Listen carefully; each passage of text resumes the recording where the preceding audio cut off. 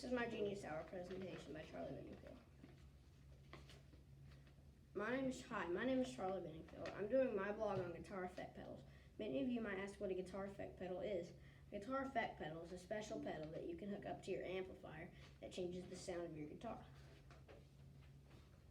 I have 3 inquiry-based questions for my blog that I set as an extra challenge to accomplish in this blog. I have to be able to answer all 3 of them by the end of my blog. The blog's main focus is to answer these questions at the end of it. My first inquiry-based question is, how do guitar effect pedals work? My next inquiry-based question is, how do guitar effect pedals change the sound of your guitar? My last inquiry-based question is, can any guitar pedal go with any amplifier? I will try to answer them using what we've learned at the end of this presentation. Before I answer those questions, I want to break it down for you to let it piece it together easier. And that's literally everything about how guitar pedal works. Any questions? Oh yeah, my mom said that you guys might not understand what's on the screen, so I'll break it down just in case a little bit more, even though it's really amateur. There are 6 main parts of a guitar effect pedal. These parts make up what a guitar pedal is and they make the guitar pedal work. The first part is a potentiometer. A potentiometer acts as an adjustable voltage divider. Any control on a guitar pedal that has a knob will typically be controlling a potentiometer or sometimes a rotary switch. There is a type of potentiometer called a trimmer, also known as a trim pot, that lives inside of some stock boxes. The next part is a resistor. An input resistor adjusts the amplitude of the input signal that will be amplified by a transistor.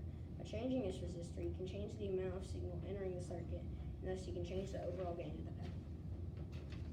The next part is a capacitor.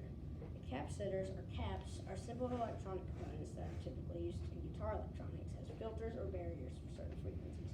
High frequencies will pass through the cap, while the lower frequencies are blocked. The value of the capacitor will determine the frequencies that pass. The next part is a transistor. In a guitar circuit, this is essentially boosting the signal to produce a much larger output volume. When being used as a switch, a transistor can allow a small current to pass through one part and turn it into a much larger current. Essentially, the smaller current turns on the larger. The next part is an op amp. An op amp drive pedal is a pedal that uses an operational amplifier to create distortion. The pedal takes the signal from your guitar and amplifies it, creating a distorted sound. Distortion is created by the op amp clipping the signal. Also, in case you don't know what distortion is, it is the most common effect on a guitar pedal. The effect distortion in subrate just makes everything sound a lot cooler. The last part of the guitar pedal is a diode. Diodes can serve quite a few purposes in a guitar pedal circuit, but in the vast majority of cases, they're used to create either hard clipping or soft clipping in overdrives and distortions.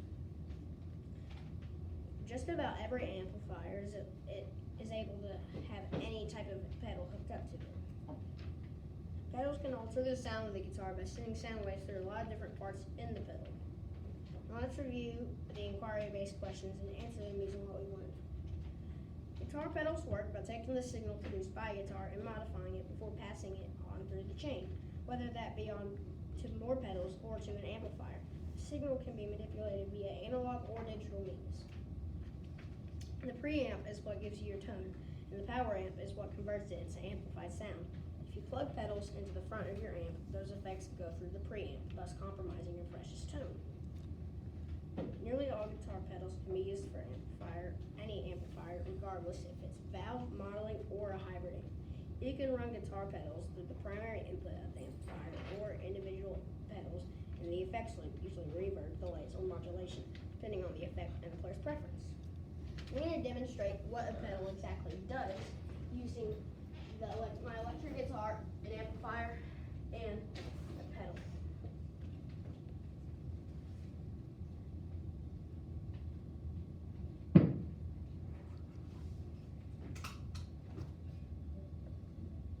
Okay, so I'm going to play the common riff from Back in Black with clean, without any effects from the pedal, and then I'm going to turn the pedal on to activate distortion to show you guys the difference between what they sound like. So without any effects, it sounds like this.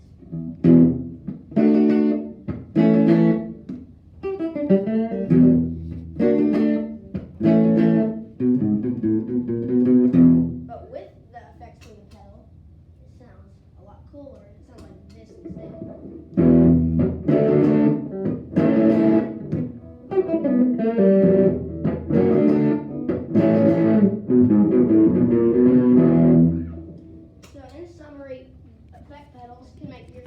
sound a lot cooler than they would normally without any effects.